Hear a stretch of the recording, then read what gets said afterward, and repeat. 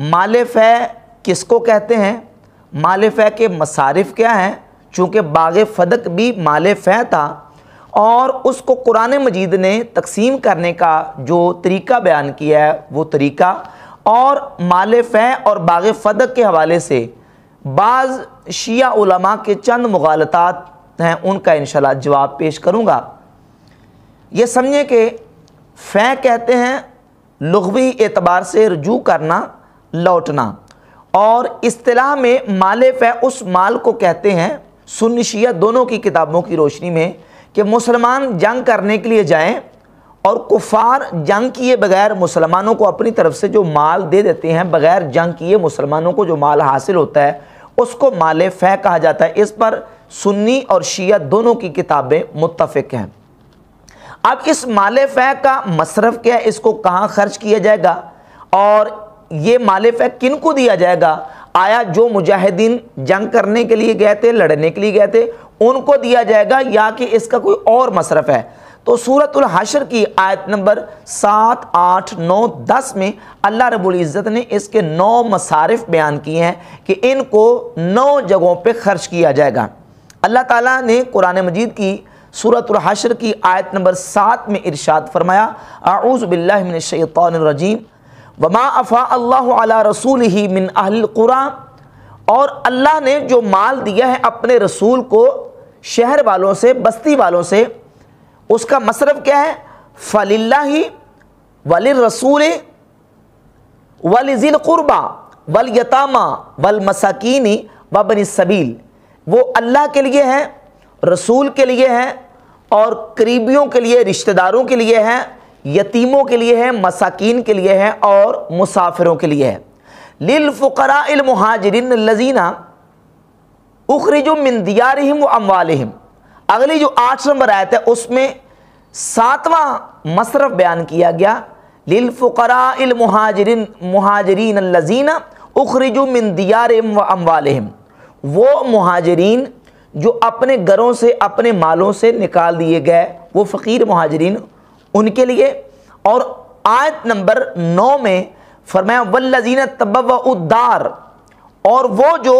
جنہوں نے مدینہ میں اپنا گھر بنا لیا، یعنی انصار ہیں۔ اور 9واں مصرف اللہ رب العزت نے آیت نمبر 10 میں ارشاد فرمایا وَالَّذِينَ جَاءُوا مِن بَعْدِهِمْ يَقُولُونَ رَبَّنَا اغْفِرْ لَنَا وَلِإِخْوَانِنَا الَّذِينَ سَبَقُونَا بِالْإِيمَانِ، جو بعد میں آنے والے اہل ایمان ہیں ان پر اس کو خرچ کیا جائے گا۔ تو یہ 9 مصرف اللہ رب العزت نے قرآن مجید میں بیان فرمایا ہے کہ جو مال فے ہے ان کو اس انداز سے تقسیم کیا جائے گا اللہ کے لیے۔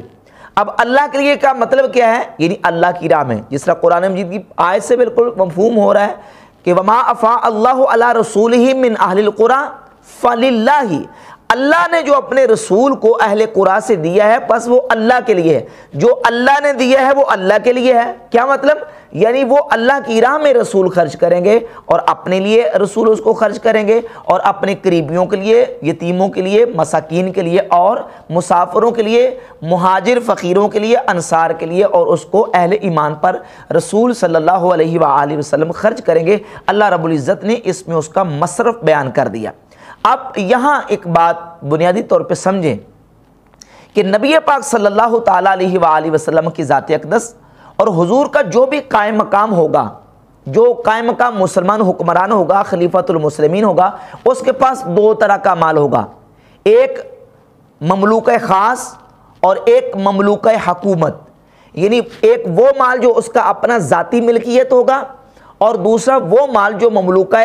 حکومت ہوگا، حکومت کا مال ہوگا، پراپرٹی آف اسٹیٹ ہوگا، یعنی ملک کا اور حکومت کا جو مال ہوگا وہ اس کے پاس ہوگا۔ تو اب جو مال مملوکہ حکومت ہے اور اس حکمران کے اور اس خلیفۃ المسلمین کے اور رسول اللہ صلی اللہ علیہ وآلہ وسلم کے ہاتھ میں جو موجود ہے، اس کی تقسیم مال فے کے اعتبار سے اللہ رب العزت نے ان آیات طیبات میں بیان کر دی کہ وہ ہوگا رسول کے ہاتھ میں، یا رسول کے قائم مقام نائب کے ہاتھ میں ہوگا، اور وہ نائب اور قائم مقام بھی اسی طرح اس کو خرچ کرے گا جس طرح رسول اس کو خرچ کرتے تھے، یعنی اللہ کی راہ میں، اپنی ذات پر، اور رسول صلی اللہ علیہ وآلہ وسلم کے قریبیوں کے لیے، اور یتیموں کے لیے، مساکین کے لیے، مسافروں کے لیے، مہاجر فقراء کے لیے، انصار کے لیے، اور اہل ایمان کے لیے اس کو خرچ کیا جائے گا۔ اب یہ اس کی تقسیم ہے قرآن مجید نے بیان کی ہے مال فے کی۔ اس سلسلے میں ایک شیعہ عالم کاظمی نامی شیعہ عالم نے وہ چند مغالطات دیے ہیں سورۃ الحشر کی ان آیات کے حوالے سے۔ ایک مغالطہ یہ دیا کہ وہ کہتے ہیں کہ دیکھیں قرآن کی اس آیت میں اللہ رب العزت نے جہاں مال فے کی تقسیم بیان کی ہے کہ اس کو کہاں کہاں خرچ کیا جائے گا، تو اس میں اللہ تعالیٰ نے جب مصارف کا ذکر کیا ہے تو مصارف کا ذکر کرتے وقت اللہ تبارک و تعالیٰ نے اپنے نام کے ساتھ اور رسول کے ساتھ اور ذی القربا کے ساتھ لام ملک کا ذکر کیا، لام ملک کا وہاں استعمال فرمایا ہے۔ تو اس سے یہ ثابت ہوا کہ وہ اللہ کی ملک ہے، رسول کی ملک ہے اور رسول کے قریبیوں کی ملک ہے وہ مال فے، اور وہ جو رسول کو مال ملتا ہے وہ ان کی ملک ہے۔ چونکہ یہاں لام ملک ہے تو لام ملک سے ثابت ہوتا ہے کہ وہ رسول کے قریبیوں کی ملک ہے اور رسول کے قریبی اس کے مالک ہیں۔ تو اس کا پہلا جواب میں عرض کروں گا کہ اگر لام ملک اس کو اگر قرار دیا جائے اور اسلام کی بنیاد پر رسول کے قریبیوں کو اس کا مالک قرار دیا جائے، رسول کے رشتہ داروں کو اس مال فے کا مالک قرار دیا جائے، تو یہی لام جو ہے وہ اسی سورت کی آیت نمبر اگلی جو 8 نمبر آیت ہے اس میں بھی آ رہا ہے للفقراء المہاجرین الذین اخرجوا من دیارہم۔ اگر ذی القربا پہ لام داخل ہے تو وہ تو الفقراء پہ بھی لام داخل ہے، تو اس کا مطلب یہ ہے کہ جس طرح پھر قریبی مالک ہے مال فے کے، اس طرح وہ جو مہاجر فقیر ہیں وہ بھی اس مال فے کے مالک ہوں گے، جبکہ اہل تشیع اس بات کو ماننے کے لیے تیار نہیں ہوں گے۔ اور دوسری بات یہ کہ اگر لام جو ہے اس کا آنا اس سے لام ملک ثابت ہوتی ہے، اور اگر لام نہ آئے تو ملکیت ثابت نہیں ہوتی، جس طرح کہتے ہیں یتامہ اور مساکین اور ابن سبیل پہ لام نہیں آئی، حالانکہ وہاں عطف ہے اور وہ سارے معطوفات ہیں اور وہ ان کا جو معطوف علیہ ہے وہ ذی القربہ ہے۔ جس طرح لام حرف جارہ، لام حرف جار جو ہے وہ ذی القربہ پہ عامل ہے، اسی طرح یتامہ مساکین اور ابن سبیل پہ حرف عامل ہے۔ یتامہ مساکین ابن سبیل اور ذی القربہ ان تمام کا عامل ایک ہے اور وہ لام حرف جار ہے۔ اب اگر یتامہ مساکین اور آگے ابن سبیل پہ لام نہ آئے تو ان کی ملکیت ثابت نہیں ہوتی، تو پھر کیا جواب دیں گے آپ سورۃ الانفال کی آیت نمبر 1 کے بارے میں، جہاں اللہ رب العزت جل شانہ فرماتا ہے یسألونک عن الانفال، کہ اے پیغمبر صلی اللہ علیہ وسلم آپ سے انفال کے بارے میں، غنیمت کے بارے میں پوچھتے ہیں۔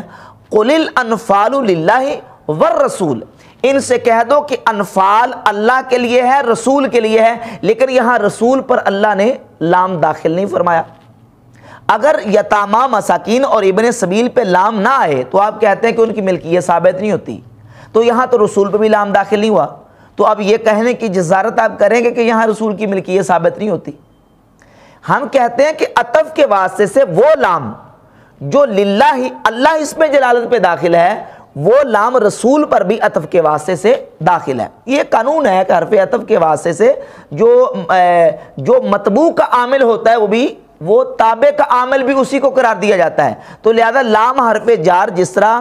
اللہ اس میں جلالت کا عامل ہے اسی طرح رسول کا بھی عامل ہے، اور اسی طرح ذی القربہ پہ جو لام حرف جار داخل ہے، جس طرح ذی القربہ پہ عمل کر رہا ہے اسی طرح یتامہ مساکین اور ابن سبیل پر بھی عمل کر رہا ہے۔ اور اس کے علاوہ قرآن مجید میں سورۃ البقرہ کی آیت نمبر 180 میں اللہ رب العزت جل وعلا مجدہ الکریم فرماتا ہے الوصیۃ للوالدین والاقربین بالمعروف، وصیت والدین کے لیے ہے اور قریبیوں کے لیے ہے معروف یعنی بلائی کے ساتھ، حقا علی المتقین، متقین پر یہ حق ہے۔ اب یہاں جو لام ہے والدین پر، للوالدین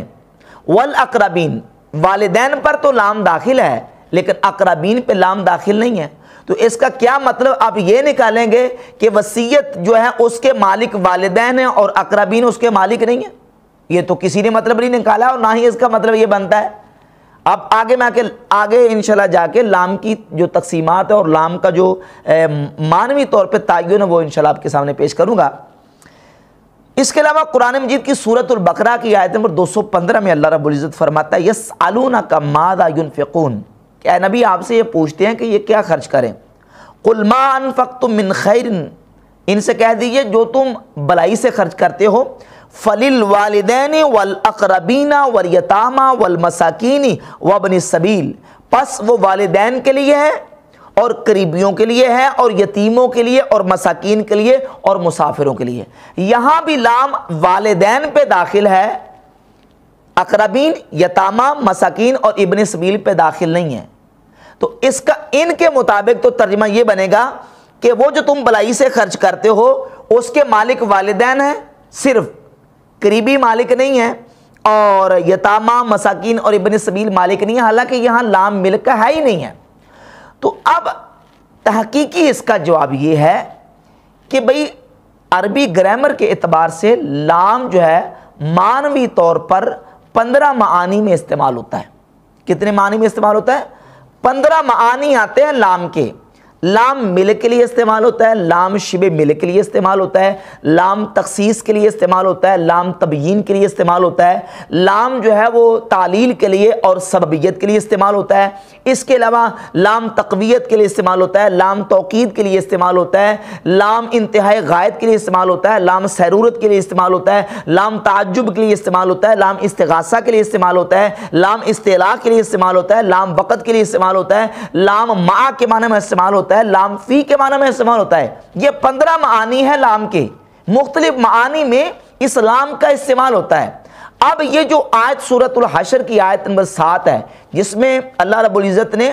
مال فے کے مصارف بیان کیے ہیں، اس میں لام کون سا ہے؟ فَلِلَّهِ وَلِلرَّسُولِ وَلِذِي الْقُرْبَى، یہاں لام اختصاص کا ہے، یعنی اس لام نے یہ بتا دیا کہ جو مال فے کے مصارف ہیں وہ خاص ہے اللہ کے لیے، رسول کے لیے، ذی القربہ کے لیے، یتامہ کے لیے، مساکین کے لیے، مسافروں کے لیے اور مہاجر فقراء کے لیے اور انصار کے لیے اور اہل ایمان کے لیے۔ اللہ تعالیٰ نے اس کے ذریعے مصارف بیان کر دیے کہ خاص ہے مال فے ان مصارف میں، تو یہ لام لام تخصیص ہے۔ جس طرح قرآن مجید میں ہے الحمدللہ رب العالمین، تمام خوبیاں، تمام تعریفیں اللہ کے لیے خاص ہیں، تو یہاں لام جو ہے تملیک کا یا ملک کا نہیں بلکہ کس کا ہے؟ لام تخصیص کا، اختصاص کا۔ یا جس طرح عربی میں جملہ بولتے الفصاحت لقریشن، فصاحت قریش کے لیے ہے، معنی یہ ہے کہ فصاحت خاص ہے کس کے لیے؟ قریش کے لیے، کہ قریش کی فصاحت جو ہے وہ پوری دنیا میں جانی جاتی ہے، تو فصاحت خاص ہے قریش کے لیے۔ تو یہاں جو لام ہے وہ تملیک کا یا ملک کا نہیں بلکہ لام اختصاص کا ہے۔ لام نے خاص کر دیا کہ مال فے کے جو خاص مصارف ہیں وہ یہ 9 ہیں کہ ان 9 مقامات پہ مال فے کو خرچ کیا جائے گا اور خاص ان مقامات پہ اس کو استعمال کیا جائے گا۔ اب اس سے آگے ہم چلتے ہیں، اسی حوالے سے ایک میں مثال پیش کرتا ہوں قرآن مجید سے، سورہ توبہ کی آیت نمبر 60۔ اللہ رب العزت ارشاد فرماتا ہے انما الصدقات للفقراء والمساکین والعاملین علیہا والمؤلفۃ قلوبہم وفی الرقاب والغارمین وفی سبیل اللہ وابن السبیل۔ اللہ نے اس آیت میں مصارف زکوٰۃ کو بیان کیا کہ زکوٰۃ کو کہاں خرچ کیا جائے گا اور کن کن لوگوں کے ساتھ زکوٰۃ خاص ہے ان کو دی جائے۔ تو فرمایا کہ للفقراء، فقیروں کے لیے، والمساکین، مسکینوں کے لیے، والعاملین علیہا، اور زکوٰۃ کے محکمے میں جو کام کرنے والے ان کو، اور مؤلفۃ القلوب کو، اور گردنیں آزاد کروانے میں، اور جو قرضہ دار ہیں ان کا قرضہ ادا کرنے میں، اور اللہ کی راہ میں اور مسافروں میں، ان پر زکوٰۃ کو خرچ کیا جائے گا۔ زکوٰۃ خاص ہے ان کے لیے۔ اب یہاں بھی لام صرف فقراء پہ مذکور ہوا ہے، باقی جو 6 مصارف آسات ہیں ان پہ لام ذکر نہیں ہوا۔ تو اس کا مطلب کیا نکالیں گے کہ یہاں لام ملک ہے، اور اس کا مطلب یہ نکلے گا کہ جو زکوٰۃ ہے اس کے مالک فقیر ہیں؟ یہ تو مطلب اس کا ہے نہیں ہے۔ یہاں لام جو ہے وہ اختصاص کا ہے کہ لام نے خاص کر دیا کہ جو زکوٰۃ ہے خاص طور پہ ان 8 مصارف میں جو ہے وہ استعمال کی جائے گی اور وہاں صرف کی جائے گی۔ لہذا ان دلائل سے بحمد تعالیٰ یہ بات بالکل واضح ہو گئی کہ جو مال فے کا مصرف ہے اور مال فے جہاں خرچ کیا جائے گا وہ اللہ کے لیے ہے۔ اب اللہ کے لیے کا معنی یہ ہے کہ اللہ نے جو اپنے رسول کو مال دیا ہے، رسول اس مال کو اللہ کی راہ میں خرچ کریں گے، اپنے ذاتی اخراجات اسے پورے کریں گے اور اپنے قریبیوں کے لیے، یتیموں کے لیے، مساکین کے لیے اور مسافروں کے لیے اس کو استعمال کریں گے، اور فقیر مہاجرین کے لیے اور انصار کے لیے، اور رسول اس میں سے اہل ایمان پر خرچ کریں گے۔ تو نبی پاک صلی اللہ تعالیٰ علیہ وآلہ وسلم نے اپنی ظاہری حیات طیبہ میں اس مال فے کو اسی طریقے سے استعمال کیا ہے، اور پھر صحابہ اکرام خلفائے راشدین نے نبی پاک صلی اللہ تعالیٰ علیہ وآلہ وسلم کی مبارک سنت پر عمل کرتے ہوئے اسی طریقے سے اس کا مصرف جو ہے وہ رکھا ہے، اور اسی طریقے سے جس طرح حضور استعمال کرتے تھے اور اس کو صرف کرتے تھے، اسی طریقے سے صحابہ اکرام خلفائے راشدین نے اس کو استعمال کیا ہے۔ اس سلسلے میں دوسرا مغالطہ کاظمی صاحب نے یہ دیا کہ اسی آیت میں سورۃ الحشر کی آیت نمبر 7 میں وَلِذِي الْقُرْبَى کا کلمہ اللہ رب العزت نے ذکر فرمایا۔ اب قربہ کہتے ہیں اس میں تفضیل مؤنث کا صیغہ ہے اور اس میں معنی کی زیادتی پائی تھی، حالانکہ اس میں تفضیل جو ہوتا ہے اس میں فاعلیت کے معنی میں دوسرے کے مقابلے میں زیادتی پائی جاتی ہے، جبکہ یہ جو قربہ ہے یہ اس میں تفضیل کا یہاں صیغہ نہیں ہے، بلکہ قربہ یہ مصدر ہے، جس طرح رجعہ قرآن مجید میں سورۃ العلق کی آیت نمبر 8 میں مذکور ہوا ہے، ان الی ربک الرجعہ، رجعہ فعلا کے وزن پر۔ اب قربہ جو ہے یہ مصدر کے طور پر یہاں مذکور ہے، اس میں تفضیل کے طور پر مذکور نہیں ہے، اور اس کے ساتھ جو زا استعمال ہوا ہے وہ بتاتا ہے کہ زا جو ہے وہ اس کو متعین کر رہا ہے کہ یہاں مصدر کے معنی میں مستعمل ہے، اس میں تفضیل کے معنی میں مستعمل نہیں ہے۔ قربہ قرآن مجید میں تقریباً 16 مقامات کے قریب استعمال ہوا ہے 6 انداز سے، ذا قربہ، ذی القربہ، ذوی القربہ، اولی قربہ، فی القربہ، اور تقریباً وہاں مصدر کے معنی میں استعمال ہوا، اور خاص طور پہ وہ مقامات جہاں ذا، ذوی،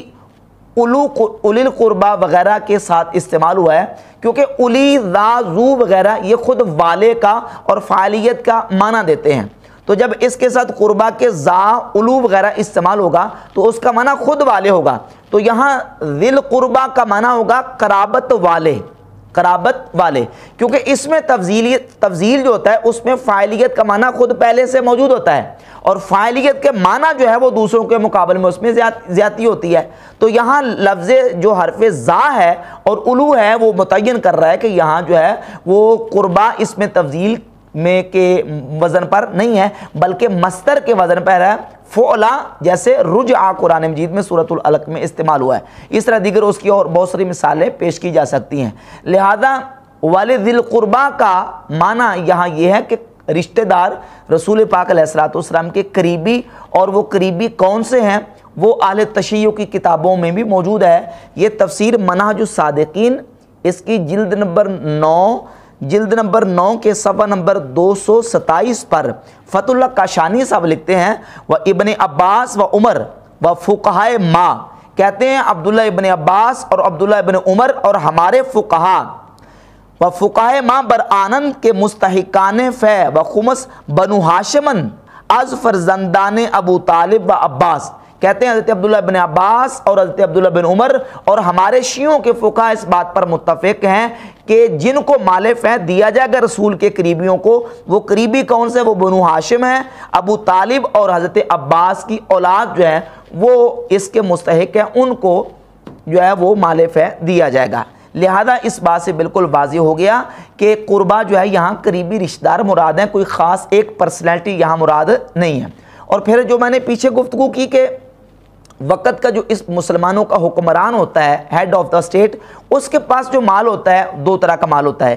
مملوکہ خاص اور مملوکہ حکومت۔ نبی پاک صلی اللہ تعالیٰ علیہ وآلہ وسلم کی ذات اقدس کو اللہ رب العزت نے جو تشریع احکامات کا پابند بنایا اور اپنی امت کے لیے حضور علیہ الصلوۃ والسلام نے جو تعلیمات چھوڑی ہیں، اس میں نبی پاک علیہ الصلوۃ والسلام نے خود عملی طور پہ کر کے وہ عمل بتایا کہ اگر امت کو مال فے حاصل ہو تو امت اس مال فے کو کس طریقے سے ذکر کریں گے۔ یہ بات یاد رکھے کہ ویسے تو نبی پاک علیہ الصلوۃ والسلام کی ذات اقدس اہل ایمان کی جان، اہل ایمان کے مال جو ہیں ان کے بھی حضور مالک ہیں، لیکن نبی پاک صلی اللہ تعالیٰ علیہ وآلہ وسلم نے اپنی امت کو جو تعلیم دی ہے اور امت کے لیے جو تعلیمات فراہم کی ہیں قیامت تک آنے والی امت کے لیے، وہ یہ ہے کہ مال فے کو اس انداز سے امت نے تقسیم کرنا ہے۔ سرکار دو عالم علیہ الصلوۃ والسلام کا فرمان سنن ابی داؤد میں 2954 نمبر حدیث ہے، حضور فرماتے ہیں انا اولا بالمؤمنین من انفسہم، میں مومنوں کو ان کی جانوں سے بھی زیادہ قریب ہوں، ان کا مالک ہوں۔ لیکن حضور نے فرمایا من ترک مالا فلأہلہ، جو مومن شہید ہو جائے اور مال چھوڑ جائے تو اس کا مال اس کے اہل خانہ کے لیے، حضور اس کے مال کے بھی مالک ہیں، حضور اس کی جان کے بھی مالک ہیں، لیکن نبی پاک علیہ الصلوۃ والسلام نے حکم دیا کہ اس کا مال اس کے اہل خانہ کے لیے ہوگا۔ ہاں من ترک دینا او دیان، جس نے کوئی قرض چھوڑا، یعنی اس نے قرض دینا ہے یا اپنے بچے چھوڑ دے یتیم، تو فَإِلَيَّ وَعَلَيَّ، پس وہ میری طرف ہیں اور مجھ پر ہیں، یعنی میں اس کا قرضہ بھی ادا کروں گا اور اس کے بچوں کی کفالت بھی کروں گا۔ تو سرکار دو عالم علیہ الصلوۃ والسلام نے اپنی امت کی تعلیم کے لیے جو اللہ کے جو احکامات پر عمل کر کے امت کو بتایا ہے، وہ بالکل واضح ہے کہ مال فے کو جس طرح حضور نے تقسیم کیا، اسی طرح خلفائے راشدین نے تقسیم کیا، اور یہی قرآن و سنت سے اس کی تقسیم بالکل واضح ہے۔